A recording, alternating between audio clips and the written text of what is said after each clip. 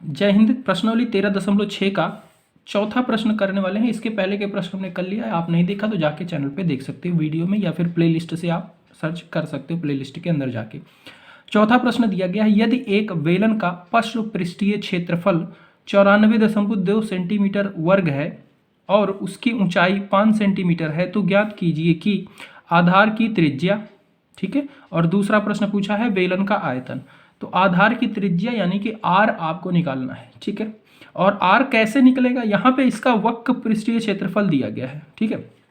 पार्श्व वर्ग वक्र पृष्ठीय क्षेत्रफल मतलब जो बेलन होता है उसके सिर्फ बाहर का क्षेत्र, ठीक है, ना ऊपर ढक्कन जो होता है ना नीचे जो पेंदी होती है उसका क्षेत्रफल छोड़ के वो क्षेत्रफल दिया गया इतना। तो उसका फॉर्मूला क्या होता है, 2πr(h) बराबर लिख देंगे 94.2 सेंटीमीटर स्क्वायर। और h यहाँ पे दिया गया है, h की जगह पे h का मान रखेंगे, पाई की जगह पे पाई का मान रख देंगे, r वहाँ से निकाल लेंगे, एक समीकरण बन जाएगा और वही आपका ये सॉल्व हो जाएगा। तो देखो इसको किस तरीके से करेंगे। तो ये आपका कुछ इस टाइप से सिलेंडर है, ठीक है, बेलन है।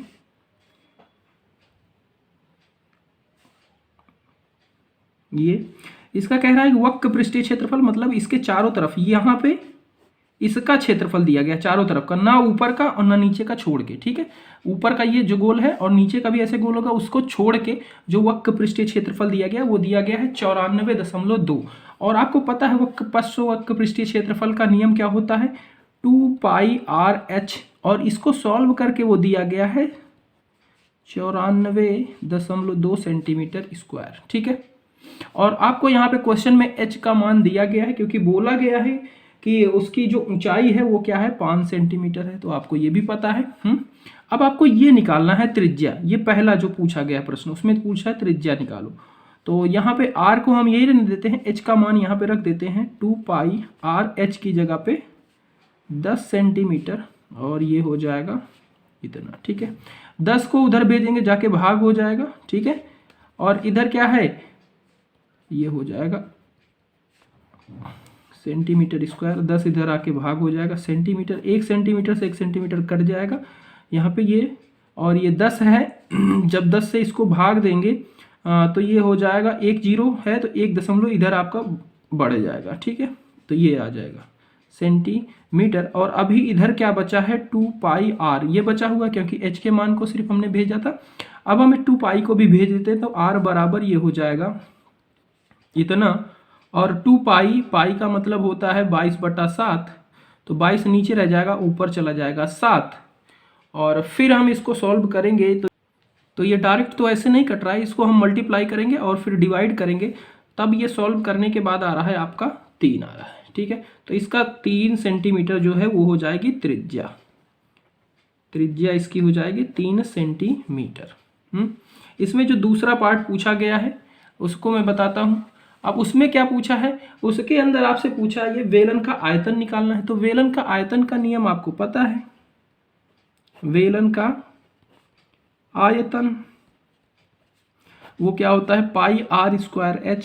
तो पाई का मान 3.14 रख लो, r अभी निकाल लिया 3 सेंटीमीटर तो 3 गुना 3 कर लो, h अभी पहले हमें पता ये 5 सेंटीमीटर दिया गया है प्रश्न में ही, उसको रखेंगे और फिर इसको हम सॉल्व कर लेंगे, सबको मल्टीप्लाई कर लेना है। और मल्टीप्लाई करने के बाद ये आपका आ जाएगा कुल, ये हो जाएगा 3.14, 3 3 का 9 और 9 5 3.14, 9 5 45, 45 का 3.14 से गुना करेंगे तो ये आपका हो जाएगा 141.3 सेंटीमीटर क्यूब। क्यूब क्यों लगेगा, 1 सेंटीमीटर इसका, 1 सेंटीमीटर इसका और 1 सेंटीमीटर ये, तो 3 हो गए तो सेंटीमीटर क्यूब।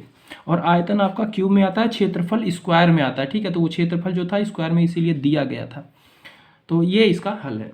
पांचवा प्रश्न दिया गया है, 10 मीटर गहरे एक बेलनाकार बर्तन की आंतरिक वक्र पृष्ठ को पेंट कराने का व्यय 2200 रुपये है। यदि पेंट कराने की दर 20 रुपये प्रति मीटर स्क्वायर है तो ज्ञात कीजिए बर्तन का आंतरिक वक्र पृष्ठीय क्षेत्रफल। और दूसरा पार्ट दिया गया आधार की त्रिज्या। तीसरा दिया गया बर्तन की धारिता। धारिता मतलब उसकी कैपेसिटी, उसमें कितना सामान भरा जा सकता है या उसमें कितनी जगह है, तो यानी कि आयतन निकालना है तीसरे वाले में, ठीक है। इसमें त्रिज्या, और इसमें कह रहा है कि उसके आंतरिक वक्र पृष्ठीय का क्षेत्रफल। अब देखो इसमें क्या दिया गया है, किसके आधार पे निकाल सकते हैं। तो यहाँ पे जो आंतरिक वक्र पृष्ठ है उसमें पेंट कराने का जो खर्चा आया वो दिया गया है, और उसकी दर बताई गई है कि 1 मीटर स्क्वायर का 20 रुपया लग रहा है। तो अगर हमें पता चल जाए कि 1 रुपये में कितना मीटर स्क्वायर क्षेत्रफल पेंट हो रहा है, तो हम निकाल सकते हैं कि 2200 रुपये में कितना हुआ होगा। ठीक है, 1 रुपये में कितना हो रहा है तो हम 2200 रुपये में निकाल सकते हैं ना। जब 1 रुपये में पता चल जाएगा कितना मीटर हो रहा है तो 2200 में उसी से गुना कर देंगे और हमें पता चल जाएगा इसका आंतरिक वक्र पृष्ठीय क्षेत्रफल क्या है, क्योंकि आंतरिक वक्र पृष्ठीय क्षेत्रफल का ही रुपया जो लगा है चार्ज वो दिया गया।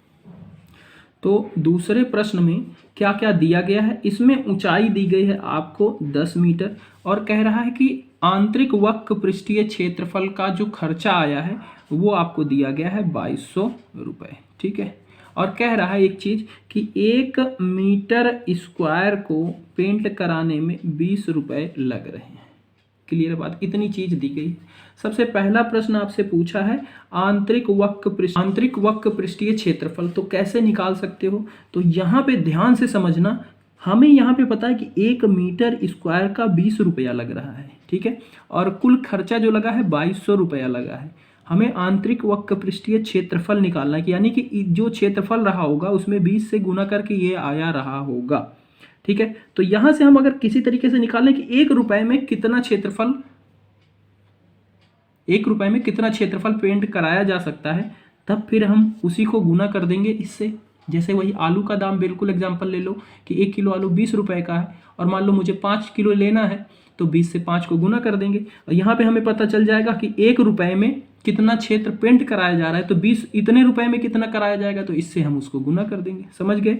तो इसी इक्वेशन को मैं, समीकरण को ऐसे भी लिख सकता हूँ। जी बिल्कुल लिख सकता हूँ, क्योंकि दोनों बराबर हैं तो इसको उलट पलट हम कर सकते हैं। तो ये 20 रुपये में इतना मीटर क्षेत्र पेंट कराया जा रहा है, तो 1 रुपये में कितना कराया जाएगा हमें ये निकालना है। तो 1 से मैं इधर गुना कर दूँ तो 20 में 1 से गुना करूँगा तो 20 ही रहेगा, कोई परिवर्तन नहीं होगा। 20 को उधर भेजेंगे भाग हो जाएगा, इधर बचेगा 1 रुपया और इधर 1/20 मीटर स्क्वायर, यानी कि 1 रुपये में इतना क्षेत्र पेंट हो रहा है। ठीक है, तो 2200 रुपये में कितना होगा, तो 2200 को 1/20 से गुना कर देंगे, 1 0 से 1 0 मर जाएगा, 2 एकम 2 यानी कि 110। तो 110 मीटर स्क्वायर क्षेत्र आपका बनेगा। तो ये आपका आंतरिक वक्र पृष्ठीय क्षेत्रफल हो जाएगा। पहला प्रश्न हो गया। ठीक है, दूसरा प्रश्न इसमें पूछा है कि त्रिज्या निकालो आप। ठीक है, त्रिज्या स्मॉल r, त्रिज्या आपको निकालनी है। तो अब त्रिज्या कैसे निकाल सकते हो, यहाँ पे आपको h भी दिया गया है। ठीक है, त्रिज्या कैसे निकाल सकते हो, और आंतरिक वक्र पृष्ठीय क्षेत्रफल आपको पता चल चुका है। तो 2πr/h बराबर आप लिख सकते हो 110 मीटर स्क्वायर, क्योंकि आंतरिक वक्र पृष्ठीय क्षेत्रफल का नियम लगाया और वो हमको पहले से पता है, उसके बराबर रख दिया। और ये स्मॉल r आपको निकालना है, h आपको पता है, h का मान रख दो। r हमें निकालना है तो r को इधर रखते हैं, बाकी सबको इधर भेज देते हैं। तो 2π और h ये सब r के साथ क्या है, गुना में है, इधर आके सारे के सारे भाग में हो जाएंगे। ठीक है, मीटर स्क्वायर। ठीक है, अब यहाँ पे हम इन सब का मान रखेंगे 110, 2π, पाई की जगह पे 22/7, 7 चला जाएगा ऊपर, और गुना h क्या है 10 मीटर है। ठीक है, और ये 110 मीटर स्क्वायर था, तो 1 मीटर से 1 मीटर कैंसिल हो जाएगा, यानी कि मीटर बचा 10, 1 0 कैंसिल हो गया। ठीक है, और 11 एकम 11, 11 दूना 22। ठीक है, 2 बचा, ऊपर बचा है 7। तो नीचे आपका हो गया, बचा हुआ क्या पोर्शन है इधर लिख देते हैं, ऊपर बचा है 7, नीचे बचा है 2 दूना 4। तो 7/4 इसका r आपका आ जाएगा, और इसको फिर हम दशमलव में ले जाएंगे r को। तो ये r आपका हो जाएगा, 7 को 4 से भाग देंगे, 1.75 मीटर बचेगा, और यही आपका हल हो जाएगा इसका। ठीक है, तो r इसका ये आ जाएगा।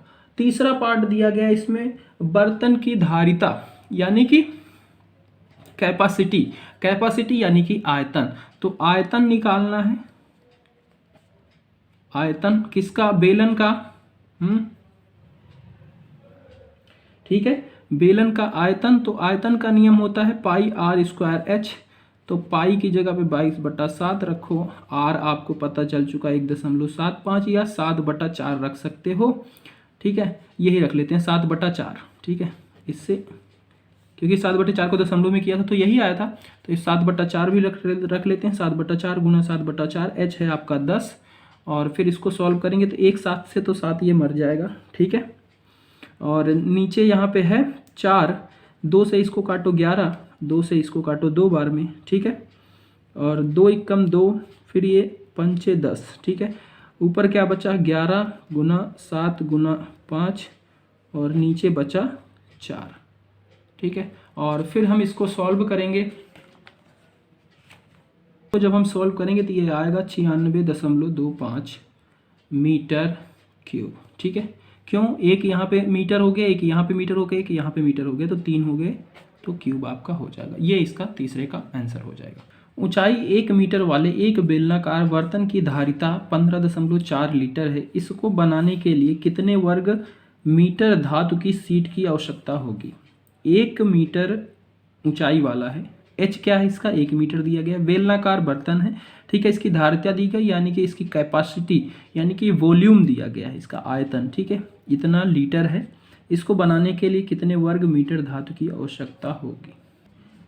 छठा क्वेश्चन है, इसकी ऊंचाई दी गई है 1 मीटर, इसका वॉल्यूम या फिर आयतन कह सकते हो। ठीक है, आयतन आपका दिया गया है 15.4 लीटर। ठीक है, हमें इसका निकालना है कुल क्षेत्रफल कि इसको बनाने के लिए कितना क्षेत्र शीट की आवश्यकता पड़ेगी। ठीक है, कि एक बर्तन बनाना है जिसमें इतनी जगह हो, इतना लीटर पानी आ सके और उसकी ऊंचाई ये होनी चाहिए, कितनी शीट की जरूरत पड़ेगी, लोहे की शीट से बनाना है। तो अब बताओ क्या करोगे? तो आप सबसे पहले इस आयतन को कन्वर्ट कर लो मीटर में, क्योंकि ये लीटर में दिया गया है। ठीक है, मीटर क्यूब में कन्वर्ट कर लो। ठीक है, और उसके बाद फिर आयतन का नियम लगाओ। ठीक है, पाई आर स्क्वायर एच बराबर जितना आयतन रहेगा उसको रखो, एच का मान रखो और आपको आर का मान वहां से मिल जाएगा। ठीक है, और जैसे ही आर का मान आपको मिल जाएगा और फिर उसके बाद आप इसका कुल क्षेत्रफल निकाल लो। ठीक है, समझ में आई बात? अब करेंगे कैसे, इसको मीटर क्यूब में कैसे बदलेंगे? तो हमें पता है कि 1 मीटर क्यूब में 1000 लीटर पानी आता है। ठीक है, तो हम यहाँ से निकालने की 1 लीटर में कितने मीटर क्यूब क्षेत्र होता है, कितनी जगह होती है, 1 लीटर पानी कितना क्षेत्र घेरता है, कितना मीटर क्यूब आयतन को घेरता है। तो यहाँ पे हम 1 को गुना कर लेते हैं, कोई परिवर्तन होगा नहीं, इसको भेजेंगे इधर भाग हो जाएगा और फिर इसको लिख सकते हैं 1 लीटर बराबर 1/1000 मीटर क्यूब। ठीक है, कि 1 लीटर में 1/1000 मीटर क्यूब जगह लेता है, इतना पानी जगह लेता है 1 लीटर पानी। अच्छा, तो इतना लीटर कितना लेगा, तो इसी में इसका गुना कर दें। तो आयतन आपका हो जाएगा ये 15.4/1000 मीटर क्यूब में हो जाएगा।